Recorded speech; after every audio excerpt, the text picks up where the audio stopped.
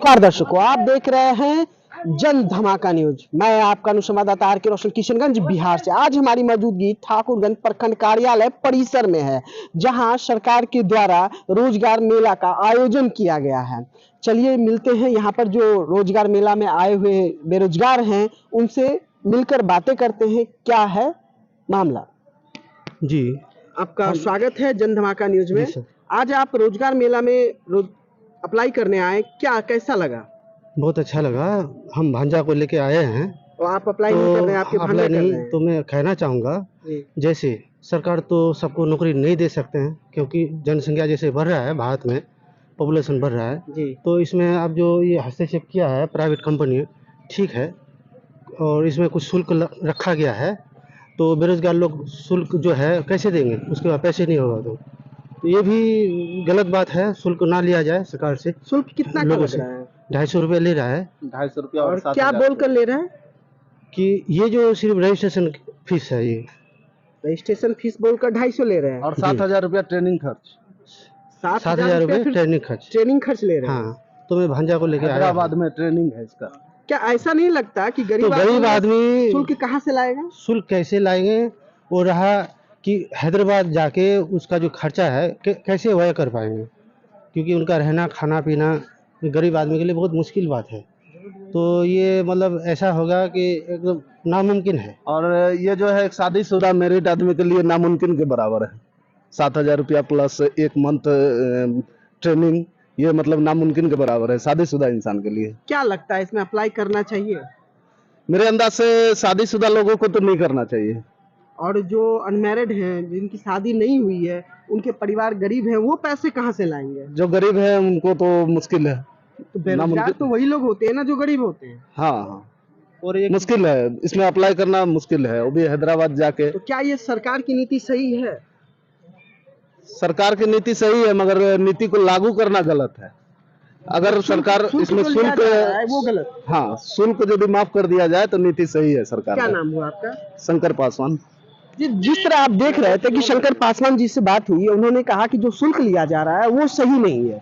अगर ये शुल्क ना लिया जाए तो हम लोग इसमें अप्लाई करते हैं, ट्रेनिंग भी करेंगे, कोई दिक्कत नहीं है और आप काम करने जा सकते हैं।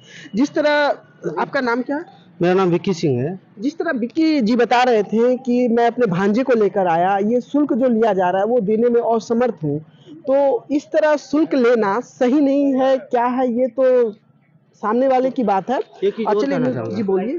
जी, ये चीज़ ये है कि जैसे कि बेरोजगारी बढ़ रहे हैं, तो मोदी जी भी कहे हैं कि लोकल फॉर वोकल, यानी कि नज़दीकी जो है उनको काम पहले दिया जाए, लेकिन इस तरह से नहीं है। हमारे ठाकुरगंज प्रखंड हो या जिला किशनगंज के अंदर, जैसे मैं चित्रकार हूँ, तो मुझे जो मैं पेंटर भाई को देखता हूँ तो मुझे बहुत दुख होता है कि पेंटर भाई के पास किसी के पास काम नहीं है, और बाहर के लोग आके रेलवे स्टेशन खोदाई करके जा रहे हैं, कोई बस स्टैंड में करके जा रहे हैं। अच्छा, आप कहना चाह रहे हैं कि लोकल को प्राथमिकता नहीं दी जा रही? प्राथमिकता मिलना चाहिए। जैसे हमारे सामने है, ये भी पेंटर लोग हैं, तो मैं प्रशासन से ये कहूँगा कि लोकल को मतलब प्राथमिकता दिया जाए। अगर ये लोग को नौकरी रोजगार नहीं मिलेंगे तो कहाँ जाएंगे? बीवी बच्चा को छोड़ के बाहर जा नहीं सकते हैं, तो बेरोजगार मरेंगे। बेरोजगारी हो रहा है, इसका जो है निदान कैसे होगा? बेरोजगारी को दूर करने के लिए ही ना ये कैंप लगा रही है, लेकिन निदान नहीं होगा।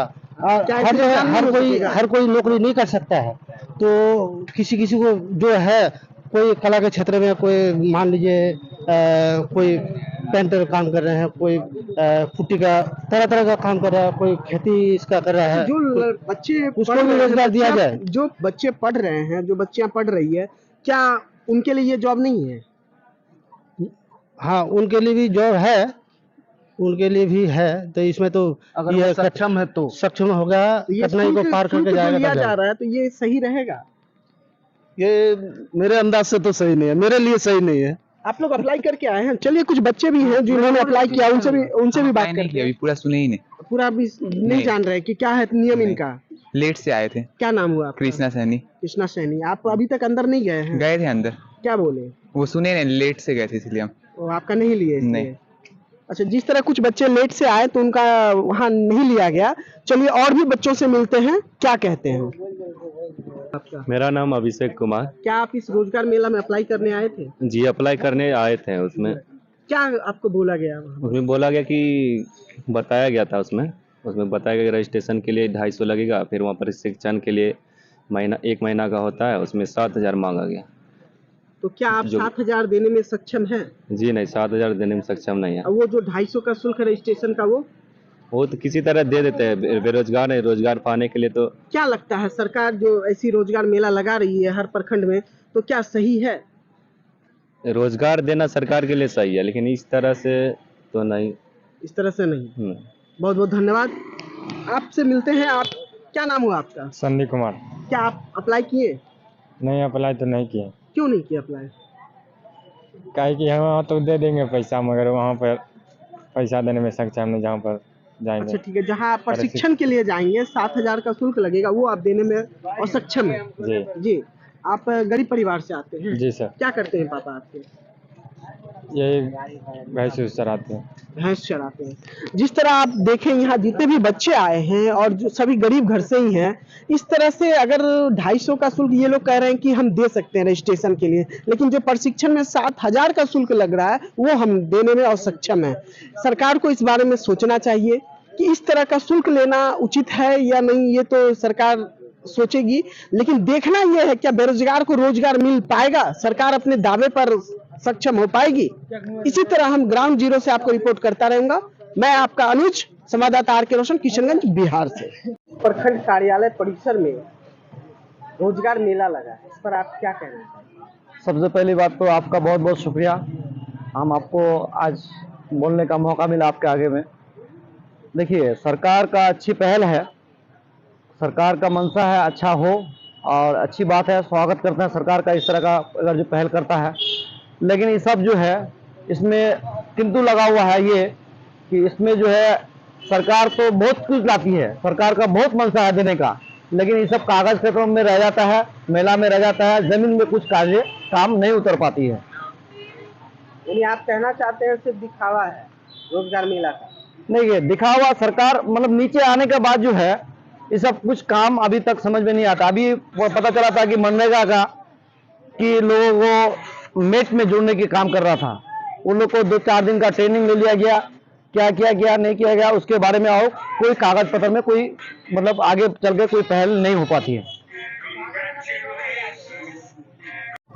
क्या लगता है सरकार बेरोजगार को रोजगार दे पाएगी? देखिए, सरकार तो देने के लिए बहुत कुछ दे सकता है, सरकार हम लोगों की बहुत कुछ दे सकता है। बिहार में बहुत सारा देने के लिए करने के लिए भी लोग, यहाँ का लोग भी सहयोग करते हैं करने के लिए, लेकिन जमीन पे काम नहीं उतर पाती है। यानी कहना चाह रहे हैं कि हकीकत जो है जमीनी हकीकत में कार्य नहीं हो पाता है। हाँ, जमीनी हकीकत में कुछ और है और कागज में कुछ और है। क्या नाम हुआ आपका? मेरा नाम दिलशाद राही है, पटेसरी पंचायत मुखिया प्रतिनिधि हूँ।